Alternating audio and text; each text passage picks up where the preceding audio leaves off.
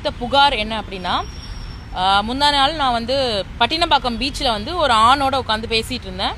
ஒரு அரௌண்ட் ஒரு 7:30 மணி 7:30 to 8 தான் பேசிகிட்டு இருந்தேன். அந்த டைமில் என்ன பண்ணார், ஒரு காவலர் பேட்ரோலில் வந்த காவலர் என்ன பண்ணார், நேரடியாக என் முன்னாடி வந்து நின்று, நீங்கள் என்ன ஹஸ்பண்ட் அண்ட் ஒய்ஃபா அப்படின்ற மாதிரி தொனியில் என்கிட்ட கேட்டார். அப்படி அவர் கேட்கக்கூடாது, அப்படி அவர் கேட்கக்கூடாதுன்னு எனக்கு தெரியும். நான் உடனே என்ன சொன்னேன், இல்லை இப்படி கேட்கக்கூடாது சார், உங்களுக்கு என்ன வேணும் சொல்லுங்கள், நான் மெட்ராஸ் ஹைகோர்ட் அட்வொகேட் தான், என்ன விஷயமா என்கிட்ட இந்த கேள்வியை கேட்குறீங்க அப்படின்னோடனே, இல்லை நீங்கள் ஃப்ரெண்ட்ஸா லவ்வரா ஹஸ்பண்ட் அண்ட் ஒய்ஃபா அப்படின்னு நான் கேட்பேன். அடுத்து இங்கே என்ன பண்ணிட்டு இருக்கீங்கன்னு கேட்பேன் அப்படின்னு சொன்னார். எனக்கு ஒன்றுமே புரியல. பப்ளிக் பிளேஸில் வெட்ட வெளிச்சத்தில் லைட்டில் 7:30 மணிக்கு ஒரு ஆணும் ஒரு பொண்ணும் உட்காந்து பேசினா இப்படி கேட்பீங்களா? இப்படி கேட்கறதுக்கு ஏதாவது சட்டத்தில் இடம் இருக்கா, ரூல்ஸ் இருக்கா சார் அப்படின்னு நான் கேட்டேன். உடனே வந்து அவர் அந்த காவலர் என்ன பண்ணாரு, இருட்டில் என்ன உங்களுக்கு வேலை, இருட்டில் தப்பு, 2 பேரும் தனியாக உட்காந்து பேசினா தப்பு தான் அப்படின்னாரு. முதல்ல அது இருட்டு கிடையாது சார், இங்கே எங்கே இருட்டு இருக்கு, நான் எந்த இருட்டில் உட்காந்து, இங்கே மெயின் ரோடு இருக்கு, மெயின் ரோட்லேருந்து பேரலாக இங்கே உட்காந்துருக்கேன், கடைகள் இருக்கு, ஐஸ்கிரீம் கடை இருக்கு, எல்லாரும் இருக்கு, மக்கள் நடமாடிட்டு இருக்காங்க. ஒரு ஆண் பெண் தனியா உட்காந்து பேசலாம் தான் உங்களுக்கு பிரச்சனை, மாரல் பாலிசிங் பண்றதுதான் இங்க பிரச்சனை.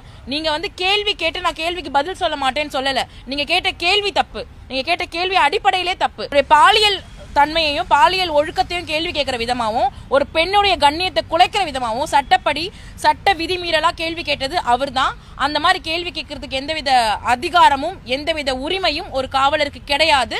இதை தான் நானும் சொல்லியிருந்தேன். அண்ட் அதுக்கு உடனடியா கமிஷனர் அருண் சார் வந்து உடனடியா அவர் மேல் நடவடிக்கை எடுத்து டிரான்ஸ்ஃபர் பண்ணியிருக்காரு. அதோடு இல்லாம சிட்டில நிறைய இடங்கள்ல நிறைய கிரைம்ஸ் நடக்குது, பெண்களுக்கு எதிரான குற்றங்கள் நடக்குது, அதே போல பெண்களுக்கு எதிராக இந்த மாதிரி மாரல் பாலிசிங் நடக்குது. ஒரு பொண்ணு வந்து கேள்வி கேட்கக்கூடாது, ஒரு பொண்ணு ஒரு ஆணோட உட்காந்து பேசக்கூடாது. இவங்க பிரச்சனை எல்லாமே எங்க வந்து நிக்குதுன்னா பெண்கள் மீது தான் வந்து நிக்குது, ஆம்பளை மேல வந்து நிக்கல. எதுக்கு ஒரு பொண்ணு ஆம்பளை பக்கத்துல உட்காந்து பேசிட்டு இருக்காங்க, பேசுனா என்ன தப்பு, சட்ட விதி மீறலா ஏதாவது பண்ணோமா, பப்ளிக் அப்சீனா பண்ணோமா, பண்ண நடவடிக்கை எடுக்க வேண்டியதானே, நடவடிக்கையே எடுக்கல, அப்பவே கேட்க வேண்டியதானே.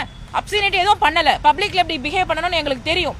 இந்த பொண்ணு இந்த மாதிரி அந்த மாதிரி, இவங்க என்ன ட்ரெஸ் போட்டிருக்காங்க, அவங்க வந்து ஃப்ரெண்ட்ஸ் கூட வெளியே போறாங்க, இந்த பர்சனல் டீடைல்ஸ் எடுத்து ஷேர் பண்றாங்க. நீங்க வந்து அது என்னுடைய தனிப்பட்ட வாழ்க்கை. ஒரு பொண்ணு கேள்வி கேட்டா உடனே அவங்களோட பாலியல் ரீதியா கேள்வி கேட்கறது, பாலியல் ஒழுக்கத்தோட சேர்த்து வச்சு பேசுறது, அவங்களோட தனிப்பட்ட வாழ்க்கையை போய் நோண்டுறது, இதெல்லாம் ஒரு வேலையா? இதெல்லாம் ஒரு நாகரிகமான ஒரு விஷயமா? இது எதுக்குமே பயப்பட மாட்டோம். ஏன்னா எங்களுக்கு வந்து சித்தாந்த தெளிவு இருக்கு. என்ன பண்றோன்றத நேர்மையா தைரியமா பண்றோம். நாங்க யாருமே யாருக்கும் பயப்படணும்னு அவசியம் கிடையாது.